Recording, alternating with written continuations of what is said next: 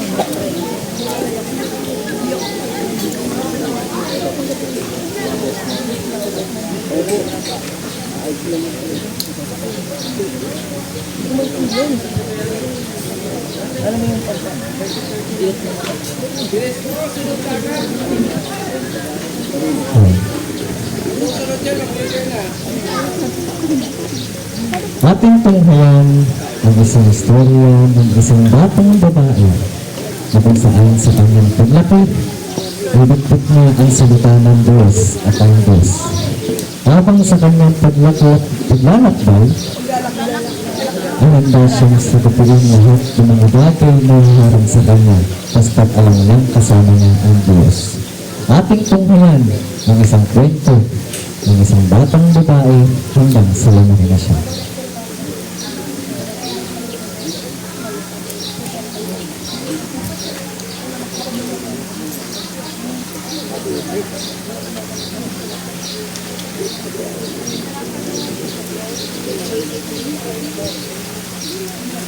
John chapter 3, verse 16, sapagkat gayon na lamang ang pag-ibig ng Diyos sa sangkatauhan, kaya ibinigay niya ang kanyang kaisa-isang anak upang ang sino mang sumampalataya sa kanya ay hindi mapahamak kundi magkaroon ng buhay na walang hanggan.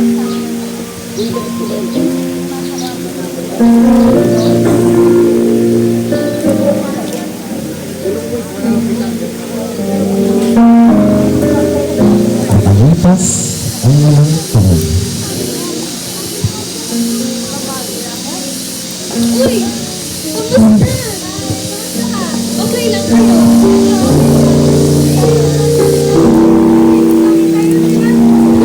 Sagal, hindi ako marunong nun eh.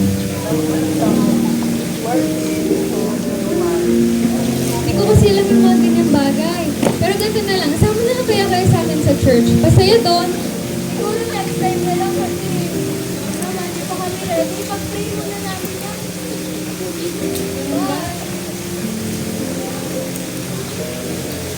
Bakit kaya ganon? Bakit kaya wala akong laging kasama pag pupunta sa church? Kahit isang kaibigan, wala akong ma-invite. Pero ayos lang, alam ko kasama ko si Lord. Sa paglipas ng panahon, siya'y lumaki, nasukbit ang salita ng Diyos at lagi niyang tinatayuan ng kanyang pananampalataya. Ating tunghayan ang istorya sa pagitan ng kanyang pamilya.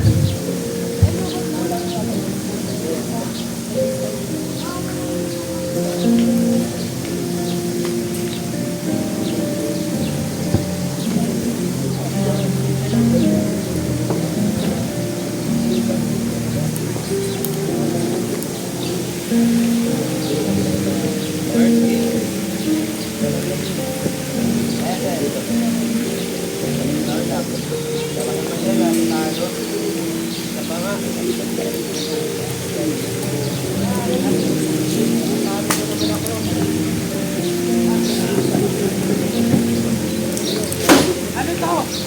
Walang ulam? Anong klaseng pamamahay to? Kaya na yung ulam. Wala ka nang binibigay ng pera. Puro pasabog. Dahil pagsabong na yan, may nakakain kayo. Wala nga eh. Kaya nga wala ka nakakain ngayon eh. Diba? Kaya ka nga nagreklamo. Kaya ka nga galit. Ano na ba? Kaya ako nagsasabi tayo, ayoko kalungkot ang kumaka ko. Ang kaya.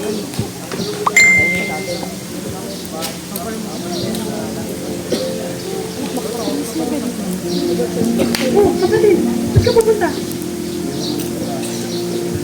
sila mama at papa, maglalaya ka lang po.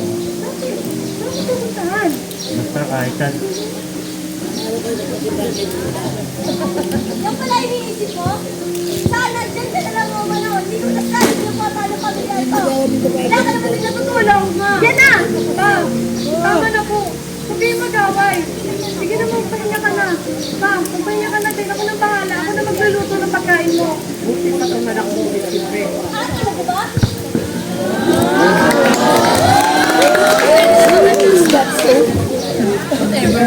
Tulungan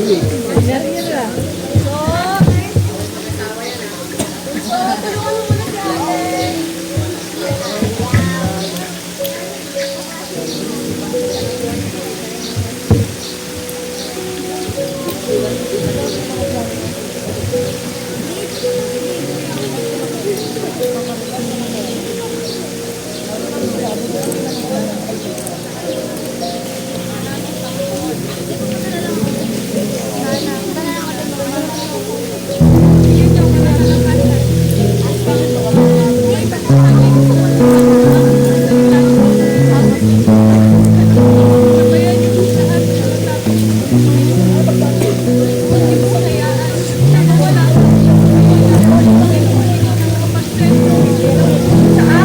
Sa aking pamilya, kundi sa lahat ng tao. Alam po namin na kapag ka ikaw po ang aming sinundan, ikaw po ang aming sinamba, ikaw po ang aming pinuri at pinasalamatan, alam po namin na kami nasa kaligtasan. Kasi ang buhay po namin ay mapupuno ng kagalakan at maraming salamat po sa lahat. At hindi po na sana ay sama ko at makahikayat ako ng marami pang tao na kumilala sa'yo at sumunod sa'yo. Kung sa gayon ay hindi lamang ako, kundi pati ang pamilya mo at lahat ng mga tao sa mundo ay maging ligtas. Hindi po lahat ng papuri, Panginoon. Salamat po sa inyo mga ako. Tumayo ka, anak. Tumayo ka dahil ang iyong mga kahilingan ay natupad na. Kaya humayo ka at ipagkalat itong magandang balita.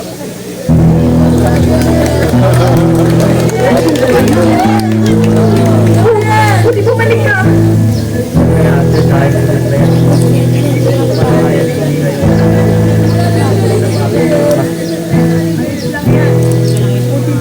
Kalakasan kang bumalik at meron kang inigat ka ng katatagan ng Panginoon. At kung wala man, huwag mong pagsilin ang sarili mo at maniwala ka lamang sa Kanya na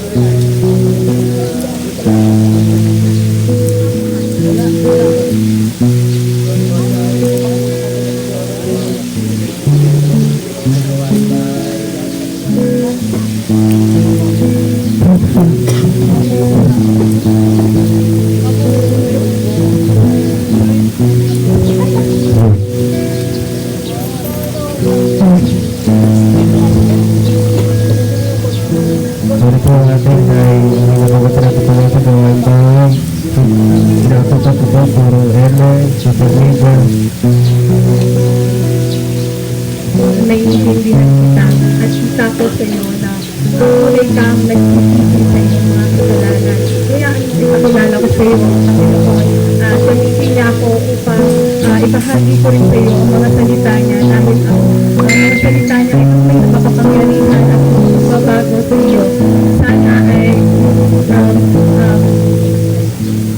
ay gamitin mo itong mga sinasabi ko sa iyo upang mapagtanto mo na hindi ka nag-isa at isa kang anak ng Diyos. Sarap na. Nay!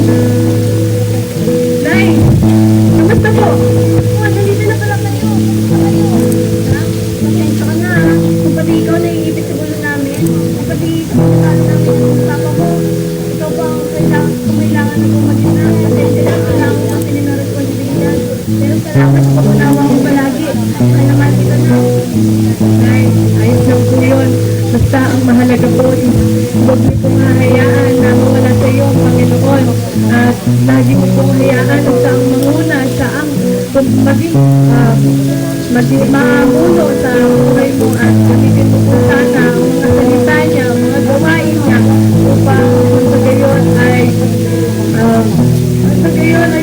hindi lamang ikaw ang maliligtas kundi ang ating pamilya at gagamitin niya ako upang ipakilala sa iyo ang Panginoon pa ng iyong pusa na mapanghilayag pa ng maraming tao. Salamat. Sige mo, kanina na po muna kayo ako na bahala ngayong araw.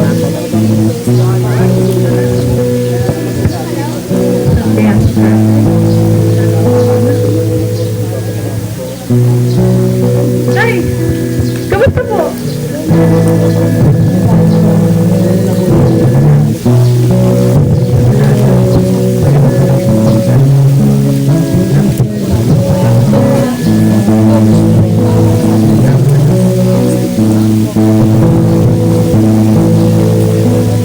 Okay lang po yun. Ay! Nakikita ko naman po na tunay kayo ng pagkakasala. Gusto ko ay sayaan yung pagkayanin ka na pinanatin pa natin ang Panginoon at gawin natin sentro ng ating pamilya ang Panginoon.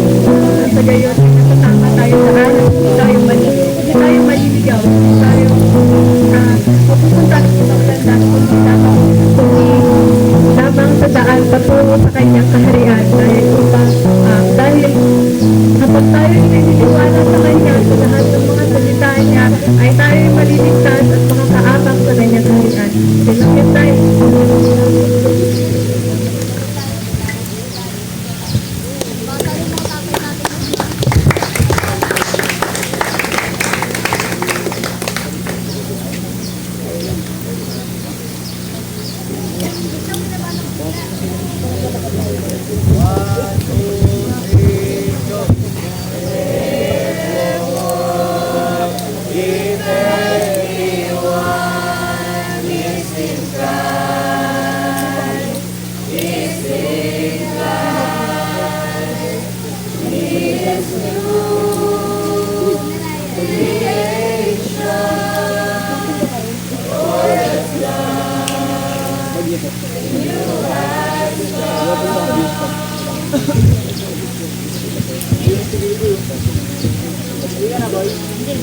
Kaya tumayo kayo, gawin ninyong alagad ko ang mga tao sa lahat ng mga bansa.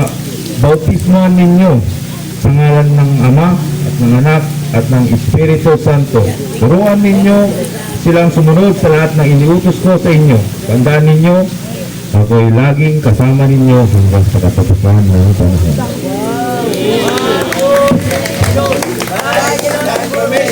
We are new creation! He is transformed! To God be all the glory! Yes, let's have a round of praise to our Lord for